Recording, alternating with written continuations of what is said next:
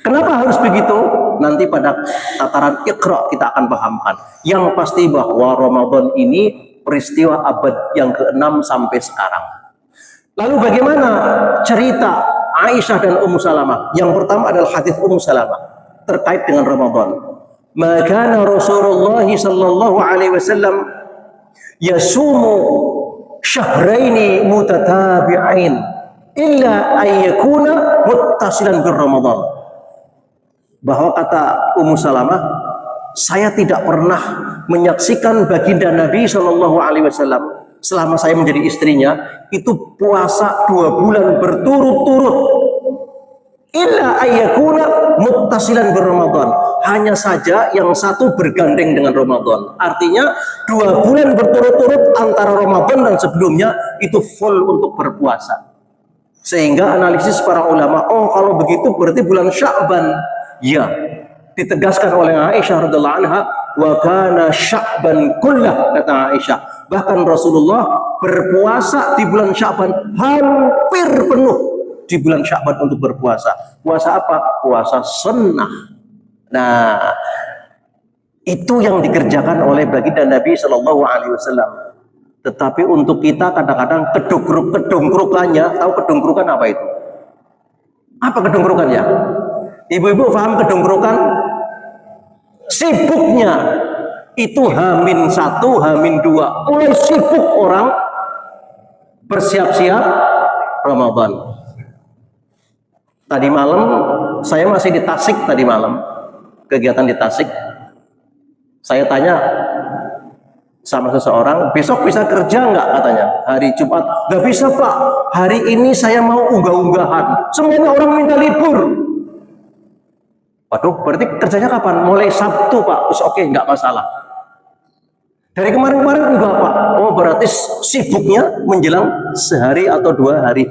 Bayangkan dengan Rasulullah SAW yang sibuknya 1 bulan penuh. Kesibukan itu diantaranya diisi dengan puasa-puasa sunnah. Sampai Aisyah menjuluki wa kana Sya'ban kullah. Hampir 1 bulan untuk berpuasa sunnah. Yattasilu bir Ramadan, lalu baru bergandeng dengan Ramadan. 1 bulan penuh Rasulullah Sallallahu Alaihi Wasallam mempersiapkan dirinya untuk berpuasa Ramadan. Jadi jangan kaget nanti kalau hari pertama tiba-tiba keleleran karena belum persiapan. Karena tidak ada persiapan.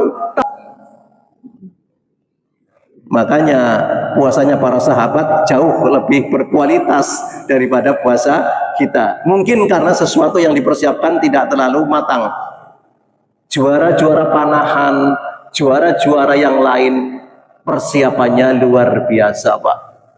Jadi kalau kita ingin juara Ramadannya mesti persiapan jauh-jauh hari. Saudaraku yang dirahmati Allah, mengapa harus kita bersiap-siap Ramadan dengan bahasa marhaban Ramadan? Wah, qad atakum syahrul mubarak. Qad atakum syahrul mubarak. Selamat datang Ramadan. Sesungguhnya menghampiri kalian bulan yang penuh berkah. Oh, jadi kata Imam At-Tirmidzi, itu hadisnya Imam At-Tirmidzi yang mengatakan atakum syahrul mubarak, datang menghampiri kalian syahrul mubarak, syahr bulan yang penuh makna. Para ulama menyebut syahrul mubarak, bulan penuh makna. Ulama lain menyebutkan syahrul Quran, bulan full Al-Quran. Ulama lain menyebutkan syahrul maghfirah, bulan penuh ampunan. Syahrul mengatakan syahrul istiyad, syahrul taghyir, syahrul thawab. Banyak sekali itu julukan-julukan Al-Quran, julukan-julukan kepada bulan Ramadan. Luar biasa. Yang ini tidak pernah terjadi kecuali hanya di bulan Ramadan. Jadi saya sering sebut sebagai bulan yang bersifat limited edition. Wah, gitu. Jadi memang tidak ada duanya Pak. Hanya bulan itu. Nah, barang siapa yang memanfaatkan Ramadan ini dengan maksimal, efektif, dia akan mendapatkan apa yang ia upayakan. Tetapi orang-orang yang tidak maksimal, yang tidak efektif penggunaannya, sama, tidak akan mendapatkan apa-apa. Efektif kan begitu. Nah, Ramadan ini hanya 1 bulan. Dalam Islam 1 bulan jelas hadisnya, asyhru tis'un wa ishruna yauma. Coba ingat-ingat. 1 bulan itu tis'un wa ishruna yauma. Fa in hum 'alaikum faqdurulah. Itu hadisnya. Imam Al-Jassas memahami ayat ini secara modern. Ingat-ingat, dalam tradisi Islam 1 bulan itu hanya 29 hari. Jika segalanya sulit ditentukan, fakturulah, pastikan oleh Anda 30 atau 29. Nah, ketika para ulama menyebut sebagai Syahrul Mubarak, bulan yang penuh makna. Nah, kita ingin lebih bermakna hidup kita, lebih bermakna siam kita. Dalam catatan kami, setidaknya ada 3 poin penting tentang Ramadan itu, meskipun banyak maknanya. Yang pertama adalah sebagai idarah ta'limiyat. Jadi Ramadan itu mengandung makna sebagai momen ta'limiyat, of education. Dari mana dalilnya kalau memang Ramadan ini menjadi moments of education? Saat yang paling tepat untuk membuka lembaran baru penuh dengan belajar. Aisyah lagi-lagi meriwayatkan, wa kana ajwadan nas hina yalqahu Jibril wa yudarisuhul Quran kulla lailatin min Ramadan. Ini pernyataan Aisyah. Ketahuilah bahwa pada saat Ramadan, setiap malam malaikat Jibril datang menghampiri Rasul, dan pada saat datang Jibril, wa kana ajwadan nas, Rasul sedang beramal sosial. Wah, ini hebatnya di sini nih. Jadi begini Bapak Ibu, amaliyah itu ada 2. Amaliyah business, hanya untuk dirinya sendiri. Orang menyebut dengan istilah amaliyah internal. Tetapi ada amaliyah eksternal, amaliyah yang dapat dinikmati oleh dirinya dan orang lain. Yang dikerjakan oleh Rasulullah itu pada saat Ramadan itu adalah amaliyah yang eksternal. Dengan bahasa Jud, ajwadan nas. Jibril datang, Nabi masih sibuk beramal sosial di bulan Ramadan. Wa yudarisul Quran, dan Jibril itu datang mengajari Nabi tentang Al-Quran. Bayangkan, sekelas Nabi masih mau belajar Al-Quran. Fi kulli lailatin, bahkan setiap malam datangnya itu. Ini riwayat Aisyah radhiyallahu anha. Jadi luar biasa Bapak Ibu sekalian. Maka bulan ini sering disebut sebagai moment of education. Oh, jadi bulan Ramadan ini adalah waktu yang tepat untuk kita belajar bersama-sama tentang Al-Quranul Karim. Jadi Rasulullah tidak kuliah ekonomi, tidak kuliah apalagi Pak? Tetapi kuliahnya adalah Al-Quran. Kapan?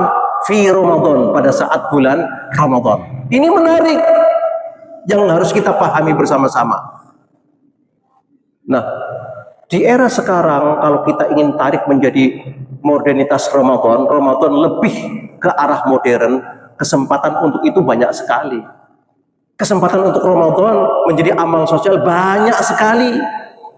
Misalkan dengan pemberantasan buta huruf Al-Quran, misalkan dengan tahsinul Quran, misalkan dengan halaqah ingin tafsirul Quran.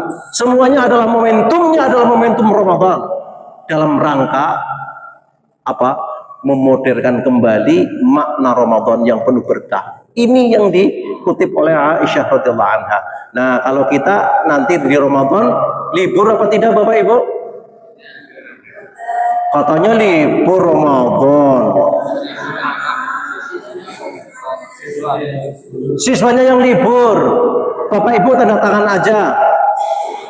Datang tanda tangan aja. Cap jempol. Terus boleh pulang.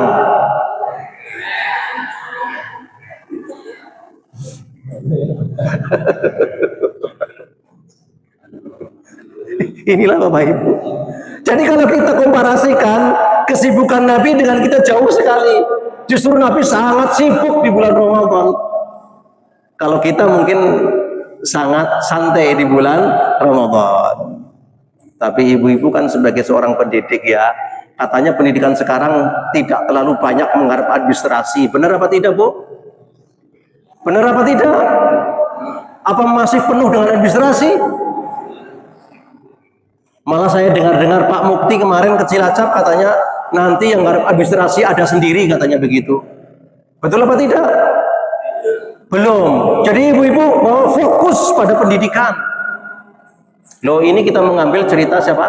Aisyah radhiyallahu anha wa yudarisul Quran. Luar biasa Bapak Ibu. Halo? Assalamualaikum. 10. Assalamualaikum. 10. Assalamualaikum.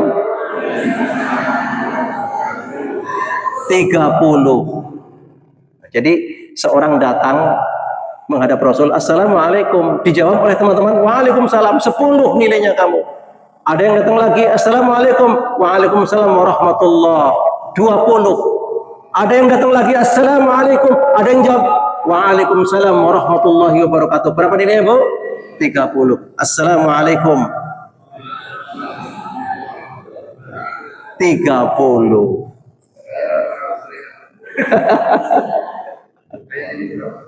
boleh sedikit, itu kan minimal. Ingat-ingat Bapak Ibu, jadi Ramadan itu adalah dairah ta'limiyah, moments of education. Saat kita belajar, bukalah di Ramadan ini semangat untuk kita belajar. Tentang Ramadan adalah dairah taghyiriyah. Jadi momentum untuk melakukan perubahan. Nah, ini hanya ada di Ramadan Bapak Ibu sekalian. Momentum untuk melakukan perubahan diri. Kenapa harus perubahan? Ingat Bapak Ibu sekalian. Mungkin Bapak Ibu pernah membuka TikTok yang berbunyi begini. Summa awrathnal kitab alladhina astafaina min ibadina. Pernah dengar TikTok itu? Faminhum zalimun li nafsihi wa minhum muqtasid wa minhum sabiqum bil khairat. Ini Bapak Ibu, manusia itu, orang beriman itu terklasifikasi dalam 3 kategori. Yang pertama zalimun li nafsihi, yang kedua muqtasid, yang ketiga sabiqum bil khairat. Jadi manusia itu nanti kalau mati ditimbang oleh Allah. Jret. Ada kelompok yang amal keburukannya jauh lebih banyak, tapi dia punya iman, tetap masuk surga. Tapi ya kapan? Ditimbang oleh Allah. Zalimul nafsi, kamu sebagai pendosa kamu. Ya Allah, saya kembali ke dunia lagi. Ya laitani kuntu turaba. Kalau beginilah, sudahlah, hancur saja saya, katanya. Nggak bisa. Harus mempertanggungjawabkan amal perbuatannya. Maka apa kata Allah? Udkhulun nar, masuk dulu kamu ke neraka. Sampai kapan? Ya sampai bersih amal keburukannya kamu itu. Padahal Bapak Ibu, nanti di neraka ini begini pertimbangannya. Fi yaumin kana miqdaruhu alfasanatin mimma ta'uddun. Satu hari di neraka sama dengan 1000 tahun di dunia ini.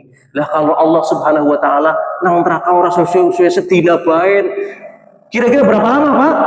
1000 tahun. Na'udzubillah, na'udzubillah. Ini nasibnya para pendosa. Mukmin dia, muslim dia. Nah, ketika Allah Subhanahu wa taala sudah memberi sanksi atas dosa-dosanya, bersihlah dia. Lalu sekarang udkhulun nar, sudah kamu masuklah ke surga Allah Subhanahu wa taala. Karena dalilnya mengatakan man qala la ilaha illallah dakhala al jannah. Yang sudah mengikrarkan kalimat la ilaha illallah ada jaminan masuk surga. Tapi kapan? Ya mau kapan? Alhamdulillah. Man kana fi qalbi mithqala dzarratin min iman haqqul jannah alaih. yang mengikrarkan keimanan, meskipun sekecil apapun, dia punya hak masuk surga. Ya mbok, kapan? Alhamdulillah. Ini kelompok yang pertama. Kelompok yang kedua, faminhum muqtasid. Ada kelompok yang iman, pahala, dan tadi dosanya seimbang. Seimbang Pak, great. Ini kira-kira kemana ini kira-kira kalau seimbang ini? 50-50 Bu. Tapi surga. Di tepi surga. Di tepi surga katanya. Mau di tepi surga. Oh gitu. Nonton di luar pagar mau. Ya kepin masuk lah orang nonton lah. Gimana gitu. Nah, ketika dia berada dalam kondisi 50-50, apa kata Allah? Periksalah dosa-dosanya itu. Apakah ada yang menyekutukan kepadaku? Apakah ada dosa-dosa besar? Diseleksi sama malaikat. Ya Allah, pada detik ini, hari ini, bulan ini, tahun ini, dia pernah menyekutukan kamu. Neraka dia dulu, dibakar dulu. Tetapi kata malaikat, ya Allah, ini orang 50% dosanya, tetapi tidak ada dosa-dosa besar, tidak ada menyekutukan Allah. Bahasa pesantren syirik, nggak ada. Apa kata Allah Subhanahu wa taala? Ya ibna Adam, lau ataitani bi kurobil ardi khataya la ataituka maghfiratan man la yusyrik bi syai'a. Wahai anak manusia, sekiranya kamu datang menghadap Allah sepenuh bumi ini dosa tok isine, tetapi tidak satupun dosa menyekutukan kepadaku, akan aku ampuni kamu. Nasibnya surga Pak. Ya alhamdulillah, tapi kan tidak boleh pede. Jangan-jangan terselip sedikit dosa menyekutukan Allah, itu mengerikan. Jadi kalau kita mati menghadap Allah dengan dosa dan pahala yang sama, selama dosa kita tidak ada yang menyekutukan Allah, tidak syirik kepada Allah, tidak dosa besar kepada Allah, diampuni oleh Allah Subhanahu wa taala. Kali ini kamu saya ampuni, masuklah ke surga Allah Subhanahu wa taala. Kira-kira yang demikian itu kita atau bukan Ibu? Bukan ya? Maunya yang langsung gitu? Tuh, Rahman dan Rahim Allah Subhanahu wa taala. Hebat. Tapi siapa orangnya yang bisa begitu? Kelompok yang ketiga adalah sabiqum bil khairat. Ini kelompok yang sudah melesat dengan amal kebaikannya. Ini yang sudah diborong oleh para sahabat. Yang kata Nabi, yadkhulunal jannata sab'una alfan bi ghairi hisab wala adab. Ada kelompok manusia yang akan masuk surga tanpa hisab, tanpa siksa. Berapa orang? 70.000 orang tok. Jangan pesimis Pak. Ampun pesimis Bu. Hanya ada 70.000 orang tok yang akan masuk surga tanpa hisab, tanpa daftar mboten Pak? Kedaftar? Nah saya berpikir begini, sahabat Nabi tok wis pirang atus ewu. Karena sahabat Nabi juga ada yang munafik ternyata gitu. Ada juga. Lah, jangan-jangan diborong tok nang sahabat Nabi. Kita kebagian apa Pak kira-kira? Lalu ada sahabat lain yang mengkonfirmasi, Kanjeng Nabi, napa mung semanten tok enggane lah, kula nggih mboten saged. Apa jawaban para ulama? 70.000 per satu orang membawa 70.000. Berarti 70.000 kali 70.000 berapa Bapak Ibu? Berapa kira-kira?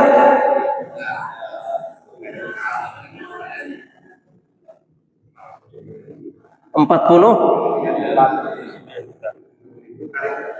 Ya, 70.000 kali 70.000. Lebih 4 miliar dong. 4 miliar lebih. Nah, kalau 4 miliar yang mau masuk surga tanpa hisab, tanpa azab, masuk nggak Bapak Ibu sekalian? 40 4,7. 4,9. Masuk nih Pak nggih? Itu tentang hadis yadkhulunal jannah bighairi hisab, keterangan para ulama. Nah, kalau begini kan sabiqum bil khairat, orang yang melesat dengan kebaikannya. Ternyata masuk ke surga juga bermacam-macam bentuknya. Ada yang melesat, ada yang melaku, ana sing ngesot. Yang ngesot-ngesot sing penting tekan surga, orang melebung neraka. Inilah manusia. Nah, kita harus taghyir, harus ada upaya untuk perubahan diri Pak, dari pendosa menuju muktasid, ya minimal terampuni dosanya. Dari terampuni dosanya mudah-mudahan masuk yang sabiqum bil khairat, yang meresat masuk ke surga Allah. Itu hanya momentumnya diraih di bulan Ramadan. Kata Rasulullah, man shama ramadhana aw qama ramadhana imanan wa ihtisaban kharaja min dzunubih kayaumi waladathu ummuh. Barang siapa sing puasane berkriteria imanan wa ihtisaban, itu bahasa yang paling gampang, berkriteria. Sebab ada orang puasa asal puasa Pak, tetapi ada orang puasa benar-benar berpuasa dia. Nah, saya tidak tahu kulo panjenengan ini termasuk yang asal puasa atau benar-benar pakai kriteria kira-kira begitu. Atau nanti di SMA 2 seluruh guru dan karyawan dianjurkan berpuasa yang berkriteria. Wow. Saling mengingatkan gitu. Karena kalau tidak imanan wa ihtisaban tidak dapat apa-apa Pak.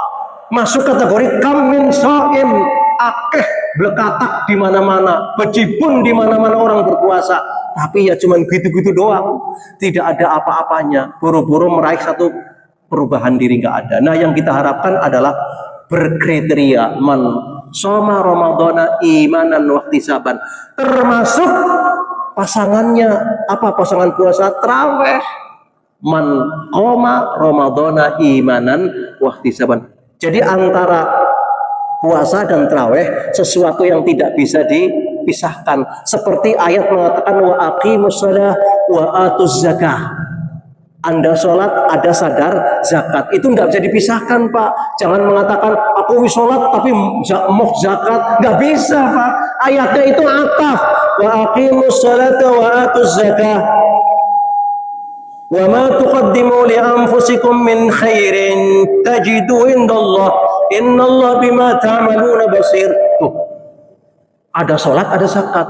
Nah, kadang-kadang kesadaran kita sing penting sholat tapi zakat mau. Nah, jangan. Sama puasa juga dengan tarawih satu kesatuan. Maka Nabi mengatakan barang siapa yang puasa dan tarawih imanan wa ihtisaban, berkriteria melaksanakannya, apa? Kharaja min dzunubi, dia akan dikeluarkan, dia akan keluar dari gelimangan dosa. Nah, tadi di klasifikasi orang kan ada dua yang bergelimang dosa, pendosa dan yang 50-50. Kita akan dikeluarkan dari itu oleh Allah Subhanahu wa taala karena puasa kita benar, tarawih kita benar. Jadi luar biasa. Monggo kita sebagai seorang pendidik mengajari pada anak didik kita yang berkualitas. Jangan targeting, tapi yang berkualitas. Syukur-syukur sesuai dengan aturan dan berkualitas. Itu langkah awal kita. Supaya apa? Kharaja min dzunubih, dia bisa keluar dari ikatan-ikatan dosa di masa lalu yang mengerikan. Yang kedua, yang terakhir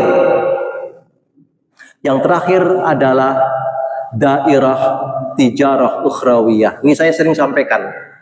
Momentum Ramadan ini sebagai momen of business. Jadi kita sebagai mukmin itu bisa berbisnis yang bersifat material dan berbisnis yang bersifat immaterial. Allah Subhanahu wa taala di surah As-Saff menyatakan, "Ya ayyuhalladzina amanu hal adullukum ala tijaratin tunjikum min adzabin alim." Wahai orang-orang yang beriman, kali ini akan aku sampaikan kepadamu bisnis akhirat. bisnis yang bisa menyelamatkan manusia dari siksa neraka. Berarti bisnis pahala. Ternyata di bulan Ramadan ini dengan bahasa limited of edition, it's limited edition itu, amal soleh manusia berbeda dengan hari-hari di luar Ramadan. Ketika di bulan Ramadan kata Nabi, kullu amal ibni Adam yudha'af. Khusus untuk edisi Ramadan, amal soleh orang-orang yang berpuasa akan dilipat gandakan. Saya nggak akan cerita karena ini di luar nalar, Pak. Sabu'umi'ah dhi'fin, berapa persen? 700%. Wallahu yudha'ifu liman yasha, dan Allah masih menggandakan lagi. Bayangkan mana adalah dengan deposito dalam bank 3 bulannya berapa, Bu? 6 bulannya berapa? 1 tahunnya berapa? Kecil itu nilai persentase keuntungannya. Tetapi ketika kita berbisnis dengan Allah Subhanahu wa taala di Ramadan ini, berapa? 700 kali lipat. Bahkan lebih dari itu, hanya ada di bulan Ramadan. Bayangkan kalau jenengan infaknya di Ramadan rata-rata berapa? Infak uang itu kan ada yang merah, ada yang biru, ada yang hijau, ada yang ungu, ada yang coklat, ada yang abu-abu. Yang mana, Bu, yang paling favorit? Abu-abu. Alhamdulillah. Abu-abu itu 2000. Lah iya, abu-abu 2000.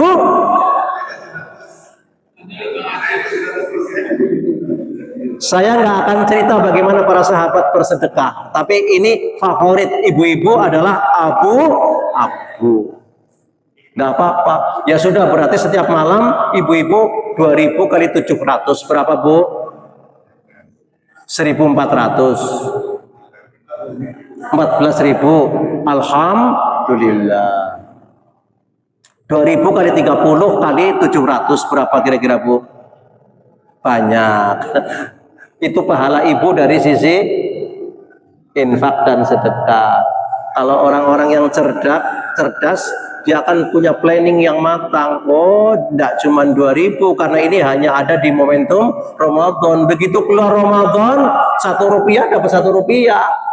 2000 dapat 2000. Kalau Ramadan enggak. Itulah yang namanya tijarah ukhrawiyah, berbisnis pahala dengan Allah Subhanahu wa taala. Ada 3 momentum yang jangan disia-siakan. Yang pertama adalah momen ta'limiyat. Bagaimana kita memanfaatkan Ramadan sebagai pembuka sadar belajar, pembuka senang belajar, pembuka pelajaran yang terbaik. Karena Rasulullah juga di bulan Ramadan dengan ikra'nya, ikra' sampai Iqra' bismi rabbikal ladzi khalaq, khalaqal insana min 'alaq, iqra' rabbukal akram, alladzi 'allama bil qalam, 'allamal insana ma lam ya'lam. Semuanya pendidikan, Pak. Bukan perut, bukan panganan, pendidikan. 5 ayat yang pertama bicara pendidikan. Panjenengan sah, tepat di dunia pendidikan karena Al-Qur'an turun ayat 5 pertama dunia pendidikan, belum dunia ekonomi.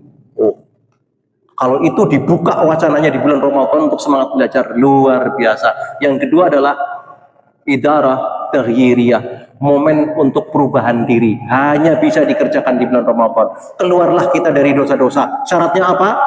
Puasa dan traweh imanan wahtisaban. Puasa dan traweh yang berkriteria, jangan asal-asalan. Dan yang terakhir adalah tijarah ukhrawiyah, momentum untuk berbisnis pahala dengan Allah Subhanahu wa taala. Semoga kawula panjenengan benar-benar dituntun oleh Allah dengan doa kita, Allahumma a'inna ala dzikrika wa syukrika wa husni ibadatik. Ini pesan Rasulullah kepada sahabat. Wahai Ibnu Mas'ud, jangan pernah kau lupakan doa Allahumma a'inni ala dzikrika wa syukrika wa husni ibadatik. Itu doa memohon kepada Allah agar kita dituntun oleh Allah Subhanahu wa taala untuk sadar beragama, Pak. Baca itu setiap saat. Semoga kita berdoa juga akan dituntun oleh Allah Subhanahu wa taala.